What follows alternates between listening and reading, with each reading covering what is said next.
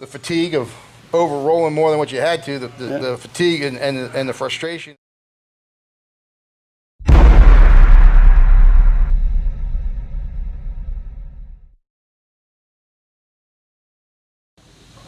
It should take about 40 seconds to do a roll. And once this touches there, you want that to go around at least one full turn.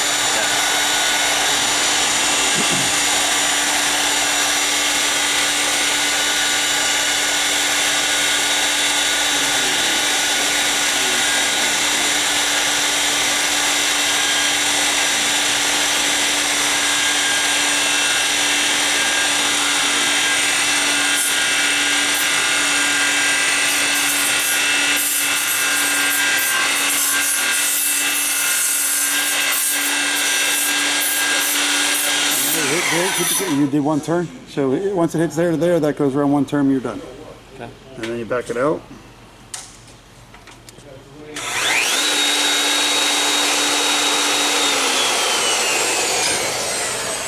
She should be tight to the sheet. And it should be very close to that same number, although, yeah, 231. 232, yeah, 232, almost 233. Right, 2-3, close enough. Beautiful thing, and it's tight to the sheet. And you can check that with a piece of paper. Or your fingernail. Or your fingernail. The inspector will probably use his fingernail, but a paper is 4/1000. As long as the paper don't go behind that sheet, you're good. See this extra little bit right there? Folding up, kind of coming up. That's that extra couple thousandths of an inch. And if you notice, there's no damage to the inside of the tube when you roll it properly. You have the right projection. You set the tool back a little bit so it could pull itself in, get traction, and then as it's rolling, it's pushing that bead up against the sheet. If you don't have traction, you slip, and now the metal's got to go somewhere, and it ends up making a lip on the inside. My competitor's tool in the past. First thing we would do, go to tube sheet, measure the length from tube sheet, outside of tube sheet to outside of tube sheet. Right. Then we'd add in 4 places. in 4 or 5 places. Okay. Then we get an average length there. Then we'd add 3/8 of an inch to that measurement. Yep. That would give us our 3/16 on each end. Then we cut our tubes. And you cut the tubes in the shop, and then you bring them out into the field. Bring them out to the field. Yep. Slide them all in. Okay. Then start on one end and setting our depth, our projection, 3/16 inch, locking them in, checking to see how we were on the other end. If we were kind of close, we kind of like split the difference and even them up, lock them in. Then we would come in and flare roll the one end to flare out the end of the tube. And you just go that, so you take that till it's metal to metal and a little kiss of flare. Yeah. Okay. And then you go to the other end of the boiler and we do the same thing, flare rolled it. Okay. Which locked the tube in.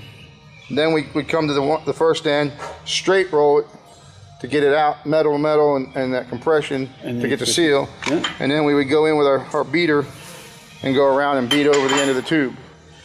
And then do the same thing on the other end. Okay. And now you can take the whole thing and use this, which will do all 3 of those processes In one. all at once. So. And that'll save you time. That'll be great. And headache. Yep. On the frustration side. Oh, probably, yeah.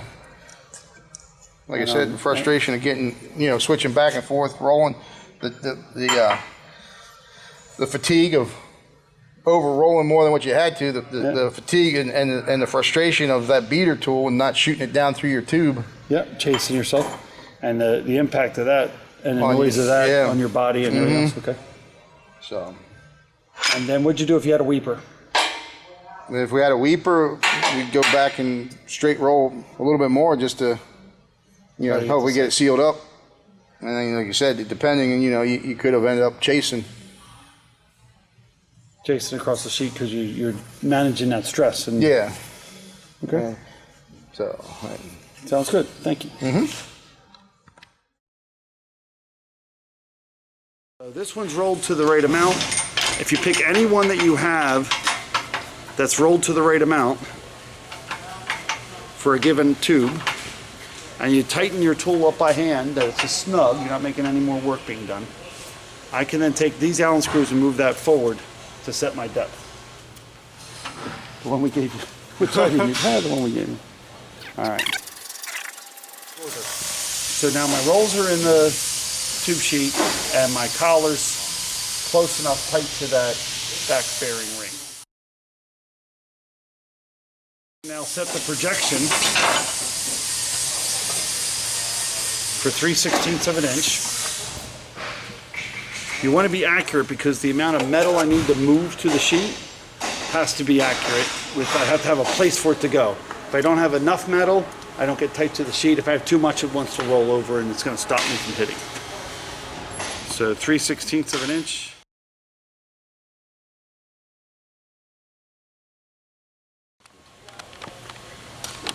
The distance between where this roll is and that tube.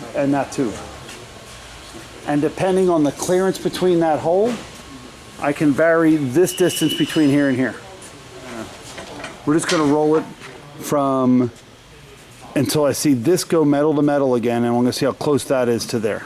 But go ahead.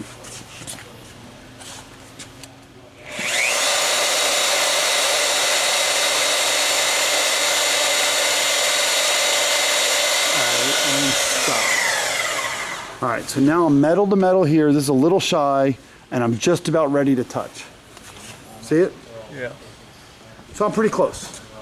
Let's roll this puppy out and see how we go. You're gonna roll until this touches there. Okay. It should take about 40 seconds to do a roll. And once this touches there, you want that to go around at least one full turn.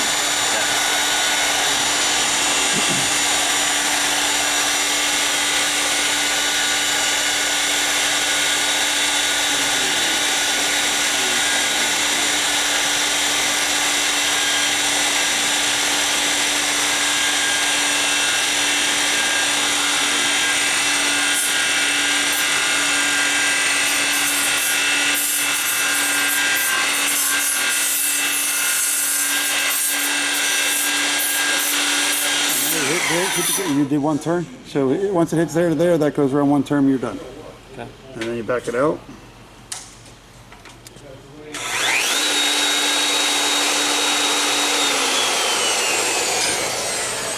She should be tight to the sheet. And it should be very close to that same number, although, yeah, 231. 232, yeah, 232, almost 233. Right, 2-3, close enough. Beautiful thing, and it's tight to the sheet. And you can check that with a piece of paper. Or your fingernail. Or your fingernail. The inspector will probably use his fingernail, but a paper is 4/1000. As long as the paper don't go behind that sheet, you're good. The reason that bead has to be tight to the sheet is the cooling water of this tube sheet has to be held within that bead, or that tube will burn up. Now what happens if one side doesn't go in, but this side does? There you go. Hit it with the hammer. Hit it with the hammer. Yeah. Or put it back in and let it dwell 2 turns. Because this tube sheet is tube deflection, tube sheet deflection. Yeah. Yeah, this tube is off. This tube sheet's off. Probably not. It's repaired. Correct. But that's the beauty of that tool. No real banging, and life is good. See this extra little bit right there? Folding up, kind of coming up. That's that extra couple thousandths of an inch. And if you notice, there's no damage to the inside of the tube when you roll it properly. Because you have the right projection. You set the tool back a little bit so it could pull itself in, get traction, and then as it's rolling, it's pushing that bead up against the sheet. If you don't have traction, you slip, and now the metal's got to go somewhere, and it ends up making a lip on the inside. Beautiful thing, and it's tight to the sheet. And you can check that with a piece of paper. Or your fingernail. Or your fingernail. The inspector will probably use his fingernail, but a paper is 4/1000. As long as the paper don't go behind that sheet, you're good. The reason that bead has to be tight to the sheet is the cooling water of this tube sheet has to be held within that bead, Or that tube will burn up. Now what happens if one side doesn't go in, but this side does? There you go. Hit it with the hammer. Hit it with the hammer. Yeah. Or put it back in and let it dwell 2 turns. Because this That'll tube show sheet you is tube deflection, tube sheet deflection. Yeah, this tube is off. This tube sheet's off. Probably not. It's repaired. Correct. But that's the beauty of that tool. No real banging, and life is good. And I'll show you what happens with 250 projection.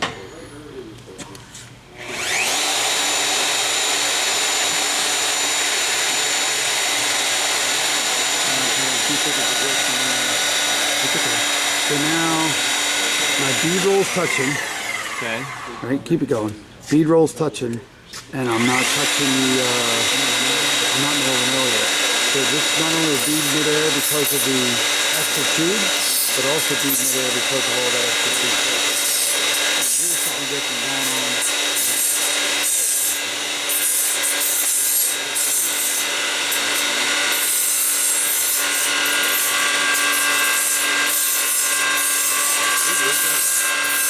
Stop, metal to metal, right there. I mean, that's buried, and I want 1 revolution.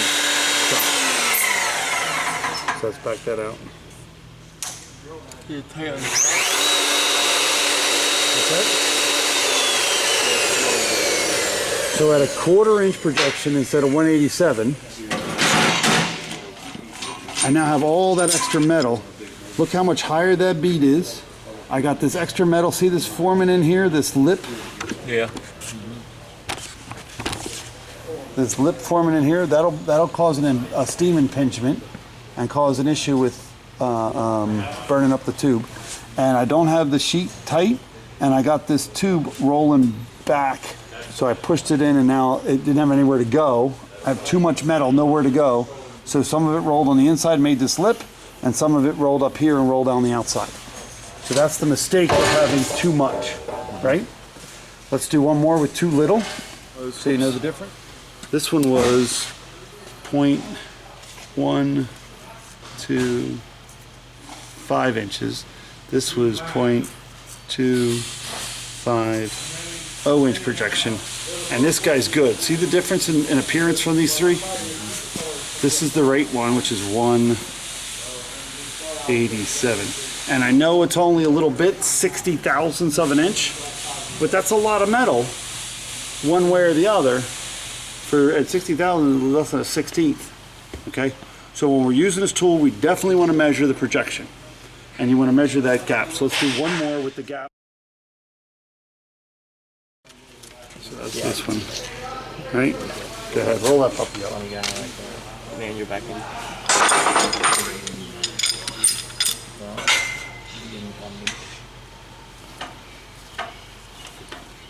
Same deal, we're gonna move this to here and then let this run one time around.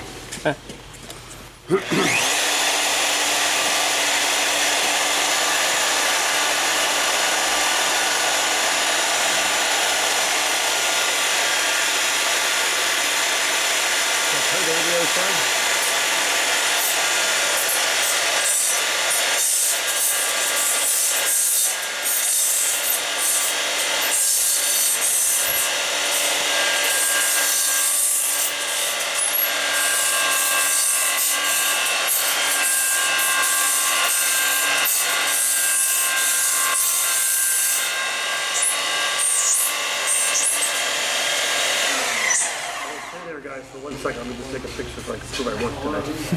Don't look. It's all shined down anyway, so who cares?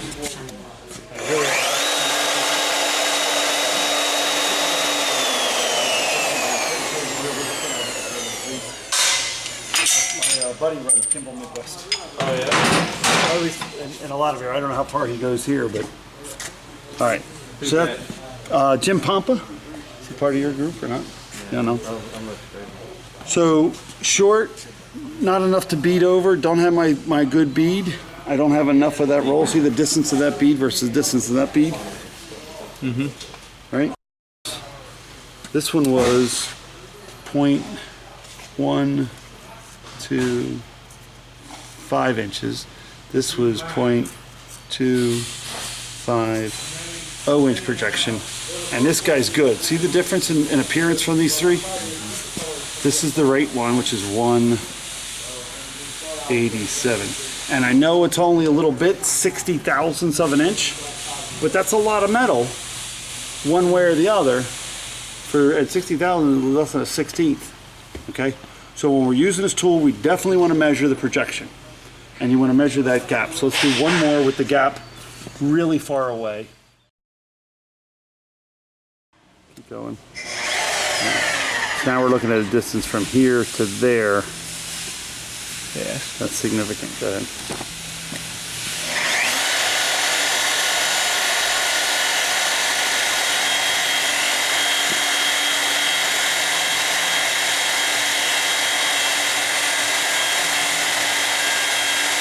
So now you're dwelled, right? Yeah. You should go around once, and you didn't even get to the bead. Keep going, see if you can iron it out. See if it'll pull it in.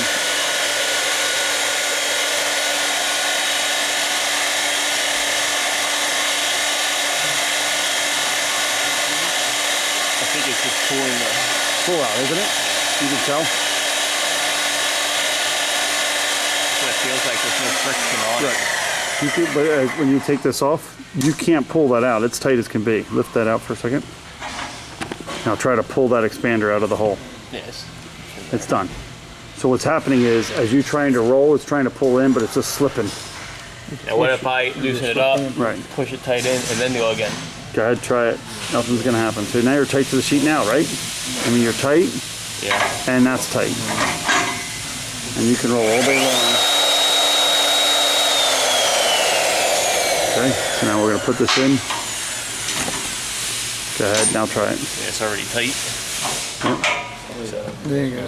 That's basically where you were at with the rolling. Nothing's gonna happen. All So right. if we get to that point, we're pretty much screwed. Yep, you take a hand beater and you hit it. Never screwed, just different. Never screwed. Never screwed, just different work. You can have tight beads that my inspector likes, right? If this guy uses his tool right, and he only has to hand bead a couple of them because of a warp sheet. Or you spend a lot of time fixing a whole bunch of mistakes trying to get it done.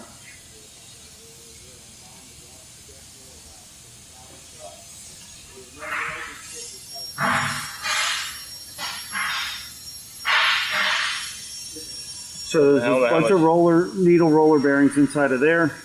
How do you know when it's full? Just give it a couple squirts and figure it out. Oh, we're still going to roll it till this gets into there. And Yep. one turn. And one turn. Hold on one second. I'll take a picture of this. This is in the, that's fast and that's slow. Slow, yeah.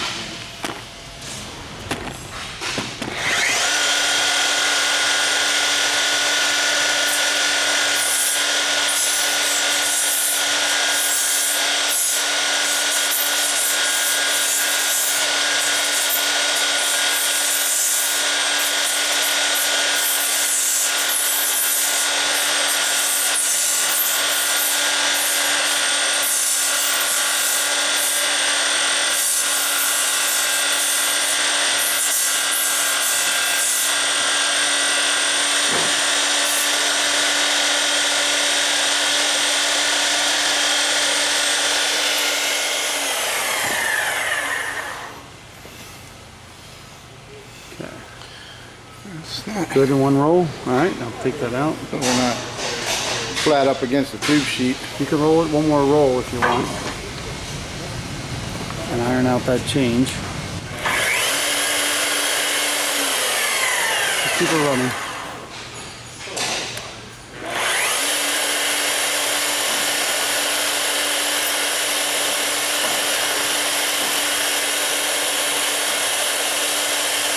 It's not moving anymore. You're good.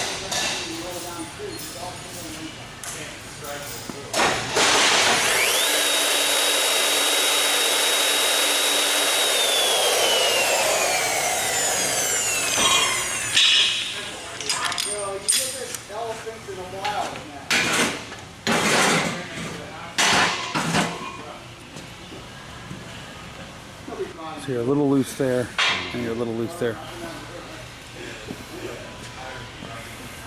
You just have to take your hand beater and Yep.